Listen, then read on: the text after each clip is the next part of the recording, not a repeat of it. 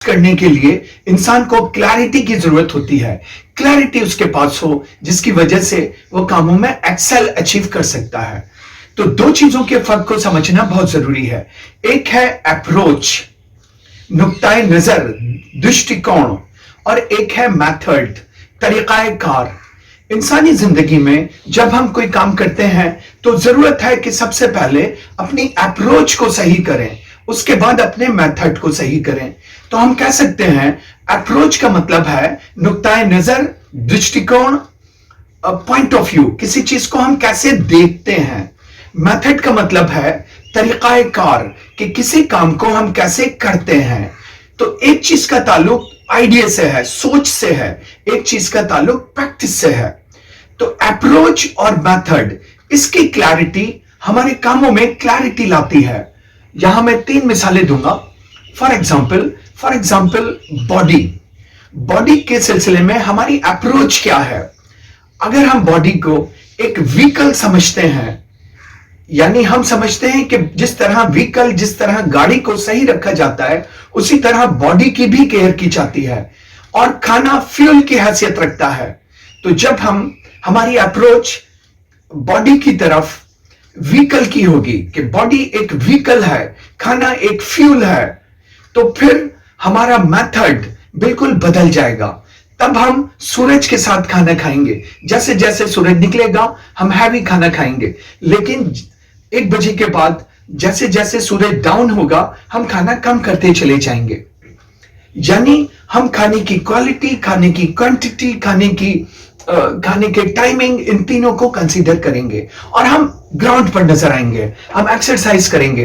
तब हम जानेंगे, हमारा मेथड ये होगा कि 30% रोल होता है एक्सरसाइज का, 70% रोल होता है डाइट का।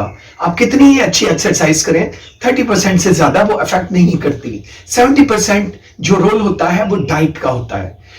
बॉडी की तरफ अगर हमारी अप्रोच ठीक है कि बॉडी एक व्हीकल है, व्हीकल मजबूत होगी तभी बहुत दूर तक जा सकती है, और खाने को हम फ्यूल मानेंगे। तो बॉडी और खाने की तरफ अगर हमारी अप्रोच सही है तो हमारा मेथड भी सही हो जाएगा। फॉर एक दूसरी मिसाल, जैसे टीचिंग को अगर हम सिर्फ टीचिंग की तरफ हमारी अप्रोच ये हो कि ये सिर्फ एक प्रोफेशन है, तब हमारा मेथड क्या होगा, तो हम सेविंग द जॉब करेंगे, यानी वो काम करेंगे जिससे हमारी जॉब बच जाए। लेकिन हम डूइंग द जॉब नहीं करेंगे, यानी हम आगे बढ़ के रिस्क नहीं लेंगे, ऑल साइड लर्निंग नहीं करेंगे, लाइफ लॉन्ग लर्निंग नहीं करेंगे, क्योंकि टीचिंग की तरफ हमारी अप्रोच प्रोफेशन की है। लेकिन अगर टीचिंग की तरफ हमारी अप्रोच ये हो जाए कि टीचिंग आर्ट ऑफ गाइडेंस, तो हमारा मेथड जो होगा वो पैशनेट होगा, हम इसे मिशन मानेंगे, हम हर किसी से सीखेंगे, लाइफ लॉन्ग लर्नर बनेंगे, ऑल साइड लर्नर बनेंगे। तो तब हम डूइंग द जॉब करेंगे, सेविंग द जॉब नहीं करेंगे।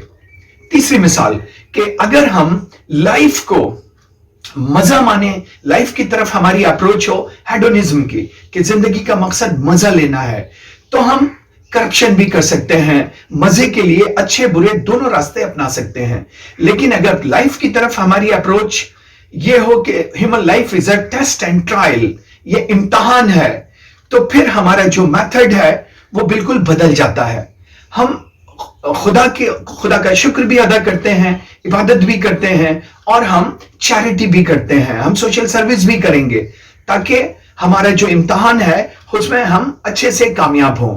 तो हमारा माइंडसेट भी बदल जाएगा, हमारा मेथड जो है वो मनी सेंटर्ड नहीं रहेगा, बल्कि वो ह्यूमन सेंटर्ड बनेगा, वो लोगों के काम आना, लोगों की मदद करना, हमारा मेथड ये बन जाएगा।